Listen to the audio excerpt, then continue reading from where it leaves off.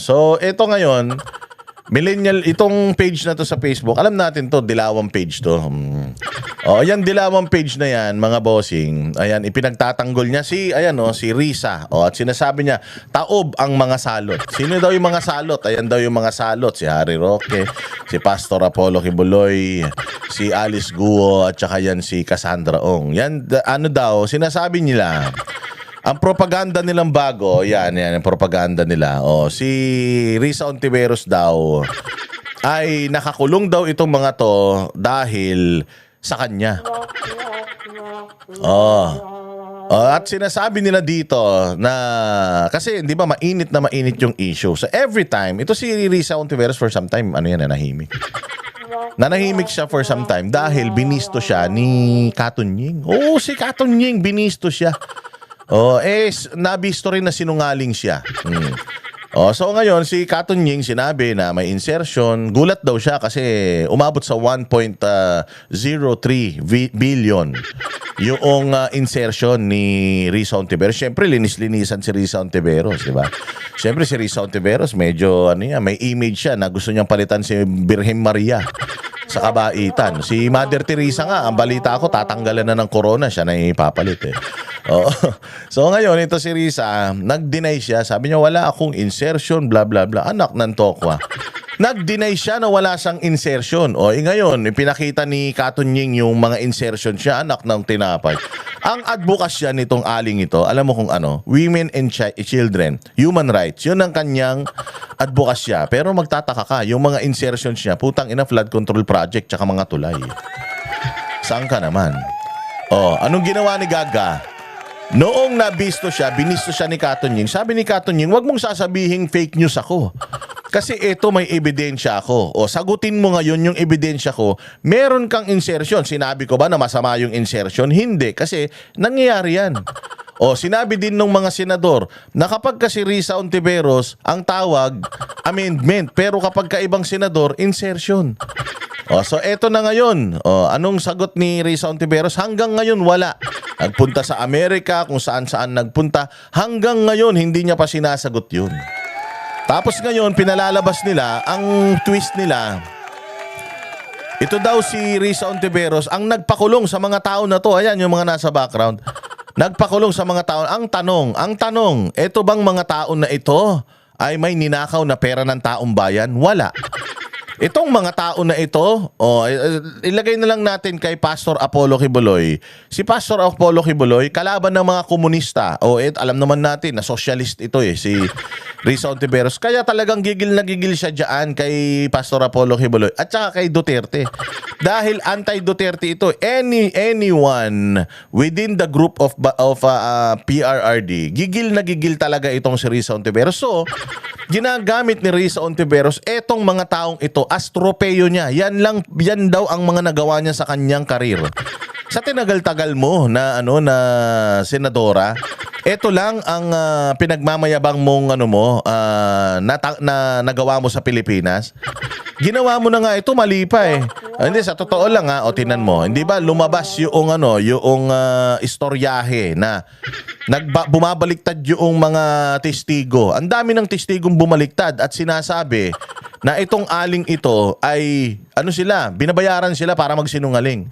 Hindi lang isang beses nangyari yan Nangyari na yan noong may kaso siya ng kidnapping, remember? Na merong isang testigo na minor de edad na itinago niya. Witness tampering, di ba? May kaso pang kidnapping. Although na-dismiss naman yata yung kaso na yun, hindi natin alam. Pero consistent siya na sa Farmally. Yung mga testigo din niya sa Farmally, anong nangyari? Di ba nagsipagbaligtaran din? Eto, yung testigo na ito, si Rene, di ba bumaliktad din? Consistent. So meron siyang history at consistently nangyayari yun. And lagi siyang may sagot tungkol doon. Pero doon sa isang bagay na wala talaga siyang maisagot. Ano yun? Insertion. Paano yan tinitwist ng mga dilawang kupal? Si Risa Ontiveros daw voted no for controversial 2025 budget. Nag-no ka sa 2025 budget pero may insertion ka. 1.03 billion yung insertion mo tapos nag-no ka. Siyempre, alam mo naman na mag-yes silang lahat eh. O para hindi ka mahuli, ang gagawin mo, magnuno ako kunyari. Kunyari ayaw ko. Ayaw mo pala nung budget ng 2025, bakit may insertion kang 1 bilyon? Hindi ba? Ayan o, sabi, lahat ng sinasabing insertions na nakapangalan di umano sa kanya. O, bakit ngayon di umano na nakapangalan di umano sa kanya?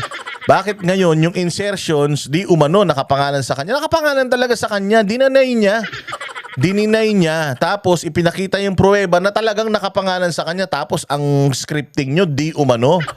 O hindi ba? Dumaan sa plenaryo, meaning hindi patago. Dumaan ito sa transparent na pamamaraan. Ayun nga ang problema, okay man nga. Maayos, tama naman yung insertion, okay naman yung insertion, amendment, however you wanna call it or whatever you want to call it. Okay lang naman nga yung may insertion ka. Pero yung ipokrita ka, nasasabihin mo nag-no ka sa budget pero naglagay ka naman ng sandamukal na na insertion. Ito pang pinakamasaklap. Dininay mo yung insertion.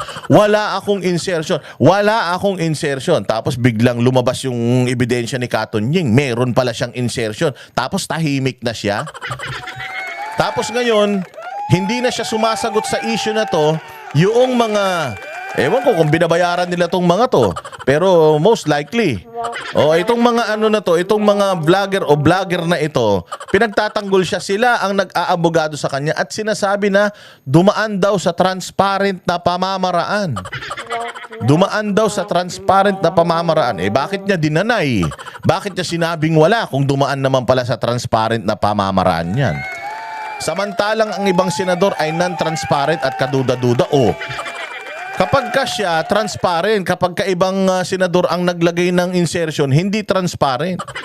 Di ba ganyan ka self-righteous yung mga hayop na yan? Di ba? Tapos biglang tinwist na nila dahil hindi nila masagot yung insertion. Dahil hindi nila masagot yung kasinungalingan niya. Dahil hindi nila masagot yung bahid sa pagkatao niya patungkol sa bilyon na isiningit niya sa budget. Tapos ang masaklap pa nun, yung siningit niyang budget na yon. Yung siningit niyang budget, mga bossing. Mantakin mo kalsada, mga tulay, mga flood control project. Kailan ka pa naging eksperto sa baha? Hindi ba champion ka ng human rights? Dapat, kung magpo-proyekto ka, kung maglalagay ka ng insertion, kailangan naman kahit papaano nakadikit doon sa advokasya mo. Kailan ka ba naging advocate ng baha? So ngayon ginagawa niyang trophy. Dahil hindi niya masagot, hindi niya maipaliwanag yung kanyang kasinungalingan. Hanggang ngayon wala na siyang sagot doon. Hanggang ngayon wala na siyang hindi na nila binubuksan yung libro, madilim na kabanata ng buhay niya na yon. Ito na ang kanilang plot twist. Siya daw ang nasa likod ng investigasyon laban kay Lucky Buloy, Alice Go, Harry Roque, Cassandra Ong. Mga salot sa lipunan, kaya galit na galit ang mga DDS sa kanya. Hindi naman kami galit kay Risa Ontiveros Tinatanong namin bakit sinungaling siya. So ngayon, sinasabi nila, the reason why tinatanong natin si Risa Ontiveros bakit sinungaling siya dahil sa pagpapakulong kay Pastor Apollo Kibuloy, kay Harry Roque na nagtatago, kay Alice Go, Cassandra Ong. Anak ng tinapay. Tsaka teka, etong si Cassandra Ong at tsaka si Alice Guo, DDS ba yan? So ganito, hindi na nila alam kung paano nila talaga i-redeem. Hindi na nila alam kung paano nila bubuhayin yung namamatay na karera sa politika nito ni Risa Ontiveros, kasi last niya na yan. Tandaan nyo, kaya gumagawa na sila ng mga ganitong propaganda. Kaya ipinamumukha na nila sa inyo na itong mga tao na ito ay nakulong dahil sa investigasyon eklat-eklat. Again, ang isang nilalang ay inosente hanggat hindi napapatunayan sa korte na siya ay may kasalanan. Etong mga taong sinasabi ninyo na ito, nako po. Yan po ay nakapiit dahil sa politika. Alam naman natin yan. Si Pangulong Duterte nga ipinadala doon dahil sa politika. O hindi ba, nangyayari ang lahat ng ito dahil sa politika. Ngayon, ginagawa niyang trophy. Ito sila Pastor Apollo Kibuloy, etong ibang mga nandirito, ginagawa niyang trophy kasi never niyang maipapaliwanag unang-una sa lahat yung PhilHealth issue niya.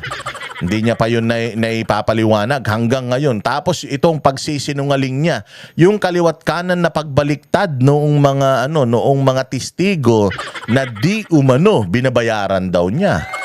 Oh. O, di ba? Hanggang ngayon hindi niya pa rin nasasagot yung kanyang mga amendments. Wala daw siyang insertion, amendments lang daw sabi ng mga abogado niyang mga tangang mga followers niya. O hindi ba? So ngayon sinasabi nila, alam nyo nung nakaraan kampanya, si Benhar Abalos may ipinapadalang pamaypay. Tas dun sa pamaypay nandoon nakalagay yung mga nagawa daw niya sa kanyang karir. Alam mo ba nakasama si Pastor Apollo Kibuloy? At saka yan din si Alice Guo doon sa nakalagay doon sa kanyang pamaypay na achievement daw niya. Anong nangyari kay Abalos? Ayun, talo. Si Bak. So ngayon, ganun din ang ginagawa neto ni Risa Hontiveros. Ipinaparada niya etong mga mukha nito para sabihin na siya ang nagsalba sa bayang Pilipinas. Pero hindi, madam. Hindi makakalimutan ng taong bayan na hindi mo pa sinasagot ever yung 1.035 billion na insertion mo. Na hanggang ngayon, hindi mo pa pinaliliwanag bakit ka nagsinungaling sa iyong interview na wala kang insertion. When in fact, pinakita ni Katunying, meron, ang dami-dami. At saka, bakit ang iyong mga insertion ay flood control? Oo. Kung meron tayong mga flood control issues sa Pilipinas, ang issue flood control projects diyan kumikita yung mga tao sa flood control. Sabi nga nila, hindi tayo nakapagtayo ng mga paaralan kasi mahirap daw mangurakot sa mga classrooms. Kaya doon sila naglalagay sa mga flood control kasi hindi na check yun ng mga tao at taon-taon merong budget para dyan. So yan yung pinakamadali, mabilis na paraan para ka ng pera. Makakuha ka ng pera. Nung naglabas siya ng salin, lumabas sa kanyang salin na 18 million lang yung kanyang kayamanan. Okay. Pero sabi niya, according to her, hindi din daw siya nagki-credit card. Cash basis lang daw ang kanyang mga transaction. Bakit? Bakit cash basis? O hindi mo yan. Tanong lang yan. Nagtatanong lang tayo. Oo, kasi alam mo sa Amerika mga bossing, kapag ikaw bayad ka ng bayad ng cash, tapos ang cash mo 100, ganon, magdududa sa'yo yung restaurant don't you have a credit card? Do you always bring cash with you? Kasi ayaw talaga nila as much as possible yung cash. Unang-una, kapag ka-cash lang daw ang transaction mo, sa ibang bansa ito kapag puro ka-cash transactions, you are preventing paper trail. Ibig sabihin, ayaw mo ng records ng iyong mga purchases. That's why you're paying everything in cash. Siya nagsabi nun siya nagsabi nun. Si Risa Hontiveros ang nagsabi na hindi siya, kahit daw yung mga anak niya, hindi daw niya sinasanay sa credit card. Cash lang daw. Yun nga, sa ibang bansa, ang perception, kapag puro ka cash, baka money launderer ka. Kapag puro ka cash, baka sindikato ka. Kasi nga naman, if you pay in credit card, meron yan mga paper trail. Meron yan mga transaction na mag-iiwan yan ng mga tawag dito yung transaction history. Di ba? Halimbawa, dito sa lugar na to, merong krimen. Dito sa maliit na barangay natin, merong krimen. Merong krimen, tapos ang tanging ebidensya dun sa krimen na yun ay yung bakat ng sapatos. Bakat ng sapatos, so may swelas yun, may tatak yun. Halimbawa, nakita yung tatak ng sapatos, Adidas, ganyan. So ngayon, titingnan ng forensic experts yung size ng sapatos na yun. Anong size nitong sapatos na to? Size 10. Size 10 tong sapatos na to. Ano tong tatak ng sapatos na to? Adidas. Sige, tatawag tayo sa Adidas. Yung pattern nitong swelas na to, anong mga modelo ito? O, tas titingnan nila kung anong mga modelo. Oy, Evo SL yan. O, isa sa mga pinakapaborito kong sapatos yan, Evo SL. O, sobrang lambot niyan. So, Evo SL yan, size 10. O, sige. Let us narrow down yung ating investigation. Evo SL, tapos size 10. O, sige, tingnan natin kung, since dito nangyari sa barangay natin, pumunta tayo sa pinakamalapit na tindahan ng sapatos dito sa atin at tingnan sino-sino yung mga bumili ng size 10 na sapatos. Paano nila yun ma-check? O, doon sa shop na yon, merong paper trail kasi nga sa Amerika, they prefer credit card payment. Kasi nga syempre pag may cash ka, prone ka sa hold up, so credit card. So titingnan nila from their system sino yung mga bumili ng size 10. O, ganun yun. Ngayon, kung wala kang credit card transaction, cash yung bili mo, makikita nila may bumili ng size 10 dito pero cash. Anong pangalan? Wala, di na namin nakuha. Kasi cash transaction versus kung credit card, nandoon lahat ng information niya. O, dito sa barangay na to, merong 10 tao na bumili sa range na ito ng taon ng size 10 na ganyang sapatos. O, isa-isa yun na iimbestigahan ng mga polis. O, nasaan ka nung mga araw na yun? O, di ba? May mga ganon. So, ngayon, mananarrow down nila yung investigation hanggang sa magkaroon sila ng suspect. O, ganun kagaling ang investigasyon sa ibang bansa. So, kaya nga, preferred nila dyan sa ibang bansa for all of us to pay via credit card kasi nga, mas madali nilang matrace. O, versus kapag ikaw masyado kang puro cash yung binabayaran mo, baka sindikato ka. O, siya nagsabi na hindi daw sila nagki-credit card, puro cash transactions lang. Ang dami yung pera pag puro cash transactions. So, yung pag bibili ka ng kotse, cash. O, hindi ba? O, mahirap yan. O, kaya nga dito natin medyo mapapatanong ka.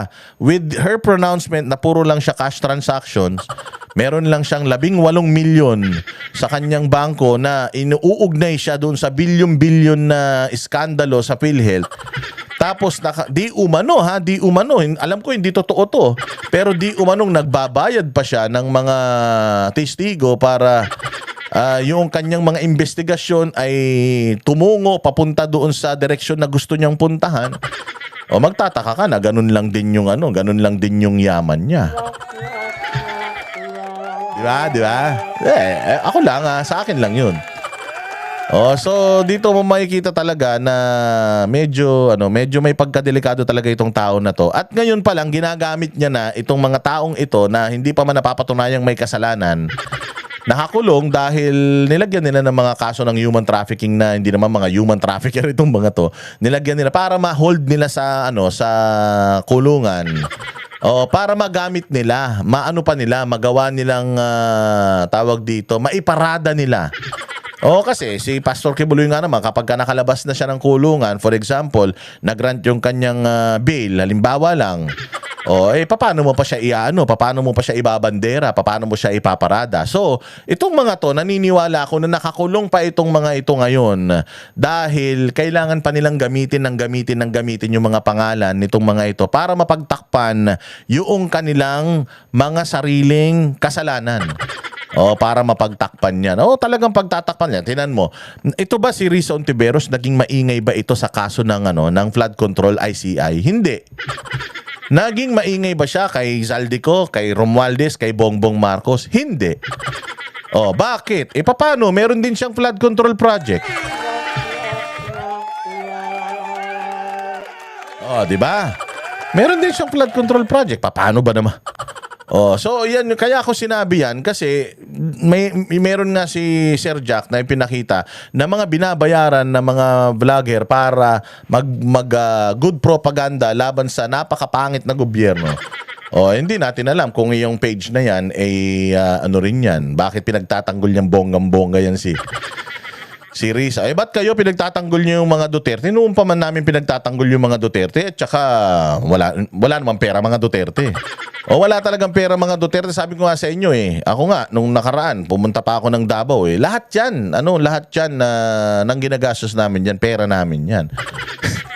Nililibre lang kami pagkain minsan kasi imbitahan kami, di ba? Imbitahan kami ni Baste kasi malalaman niya, nandoon kami sa Davao. Siyempre, thankful ang mga Duterte family dahil nakikita nga niya. Kami nga, alam nga niya, bakit? Halimbawa ako, binabayaran ako ng mga Duterte. Halimbawa lang halimbawa, binayaran ako ng mga Duterte. Obligado pa ba sila na pakainin ako? Pinapakain na nila ako sa araw-araw. Kasi binabayaran nila ako. Hindi ba? Hindi. Pero pag nagpupunta kami sa Davao at nalalaman nila na nasa Davao kami, iniimbita talaga kami ng pamilya na yan sa kanilang, sa kanilang mga tahanan at pinaghahanda kami ng konti. Nung nakaraan nga lang pinaghanda kami ni Mayor Baste, binilang pa kami 2 maliit na lechon. Masarap yung lechon na yun, yung Mickey's lechon dyan sa Davao. Pinakamasarap na lechon yun sa buong mundo. Yung Mickey's lechon dyan sa Davao. Mas masarap yung lechon na maliit kaysa sa malaki. Yung na-realize ko, si Basti daw, ayaw niya ng malaking lechon. Sabi ko, bakit kaya ayaw nito ng malaking lechon? Ang ganda-ganda tingnan ng malaking lechon. Hindi pala masarap yung malaking lechon. Mas masarap pala yung mas maliliit na lechon. Kasi, pagdating ng lechon paksiw, mas maraming ulo yun. 2 ulo nun. Yung isang malaki mong lechon, isang malaking ulo lang yun. Pero ito, maraming ulo. So, syempre, pag maraming ulo, 4 yung mata niyan. Isang ulo, 2 lang ang mata niyan. Yung 2 ulo, 4 ang mata niyan. Tapos 2 dila niyan. Yung isang ulo, 1 lang dila niyan. Ayun yung mga masasarap lechon paksiw, di ba? So ngayon, mas masarap pala yung maliit kasi nga yung maliit, mas konti yung yung mga white meat niya. Yung mga, di ba, yung mga karning ang hirap kainin na sa lechon, yung laging natitira kasi yung mga balikat, ganyan, ayaw nila yun kasi masyadong malaman. Dito sa pagmaliit yung lechon, lahat makakain mo hanggang buntot. Maninipis yung mga buto niya, maninipis yung karne niya, malalambot pa rin dahil baby pa. So ganun, pinaganda kami niyan. So tingin nyo ba? Nagpapasalamat sila sa amin dahil nakikita din nila yung effort na ginagawa namin sa pagtatanggol sa mga Duterte. Kasi, di sila sa amin nagbabayad. Imagine mo, kung binabayaran kita, nalaman ko nandito ka, okay. Bakit pa kita papupuntahin sa bahay ko? Putyo, binabayaran na nga kita. So, I don't have to thank you because I'm paying you. Kami, pag nagpupunta kami doon, talagang, punta kayo dito, naghanda ako ng konti. Ano yung Thanksgiving ang tawag doon? Diba? So, kami, pinagtatanggol namin ng mga Duterte. Dahil maganda ang ginawa niyan sa bayang Pilipinas. Bakit namin pinagtatanggol si Pastor Apollo Kibuloy? Dahil si Pastor Apollo Kibuloy, ang ganda ng ginawa sa bayang Pilipinas. Nakatulong pa nga yan sa presidente nyo Hindi lang mga Duterte ang natulungan yan, pati nga mga presidente nyo. At hindi lang yung presidente nyo natulungan ni Pastor Apollo Kibuloy. Marami pa. Si Boying Rimulya, tumakbo rin sa kanya yan. Ang daming natulungan nito ni Pastor Apollo Kibuloy. Hindi lang yung mga politiko, nagbibigay siya ng suporta, nagkakatulong siya sa bayang Pilipinas sa pag-ubos sa mga komunista. Tapos hindi lang yung komunista ay naubos, nakakatulong pa siya sa pagpapaganda ng Pilipinas, tree planting activity, cleanup drive, and so on and so forth. Di ba nung nakaraan, nandoon sila sa may Nueva Ecija? Nasa Nueva Ecija sila. Drugs Symposium, di ba? SMNA Foundation, nagano sila doon, nag-orient sila ng mga kabataan para malayo sa droga at maging financial literate. Di ba? Galing-galing ng galing-galing ng SMNA Foundation. Hindi lang sila panlindol, hindi lang sila pangbagyo, hindi lang sila nagbibigay ng mga relief goods and relief operations. Hindi lang yung kanilang humanitarian services, yung kanilang mga ginagawa, hindi lang nakalimit doon sa pagbibigay ng pagkain, pagbibigay ng mga bigas, tubig. Nandoon din sila sa paghulma. Kasama rin natin sila sa paghulma sa kamalayan ng mga kabataan na mailayo unang-una sa komunismo, pangalawa sa droga, at pangatlo sa walang kakwenta-kwentang mga bagay. Kaya kung gusto ninyo na marami pa tayong mabuksan ng mga isip, marami pa tayong matulungan ng mga kababayan natin, hindi lang mga nasalanta ng bagyo, lahat ng mga humanitarian activities ng SMNA Foundation Incorporated. Andiyan dyan sa inyong mga screen ang mga numbers kung saan kayo magdo-donate. Let us help our country and let us help our fellow Filipinos na hindi masadlak sa masasamang mga gawain. Di ba? Bakit namin pinagtatanggol si Pastor Apollo? May mga ganito siya, mantakin mo, nakakulong na yung tao. Nakakulong na yung tao, welfare pa din ng ibang tao yung iniisip niya. Tapos, Risa, tawag dito. Tapos, ibabandera mo siya na ganyan, Risa Ontiveros. Asan na yun? Ito pala, oh, ayan Risa, ibabandera mo siya na ganyan. Hindi siya salot. Alam mo kung sinong salot? Ikaw. Oo, ikaw ang salot sa bayang Pilipinas, Risa Ontiveros. Dahil ang tagal-tagal mo na dyan. Ang ginawa mo lang, magalit sa mga kaalyado ni Pangulong Duterte at magalit kay Duterte. Other than that, wala ka nang nagawa. Mahiya ka. Kumpara mo naman yung sarili mo kay Pastor Kibuloy. Doon na kay Pastor Kibuloy. Talagang tumutulong sa Pilipinas kahit walang pera ng gobyerno. Ikaw, yabang-yabang mo. Ipapaskil mo pa yung mukha mo sa tarpaulin. Namimigay ka. Yung box naman ng DSWD yung pinamimigay mo. Hindi mo naman pera yun. Pera ng taong bayan yun. Pero kung maka-epal ka sa mga relief operations ng DSWD, wagas. Kala mo naman sa'yo galing. Kami ang boses ng masa, hindi natatakot.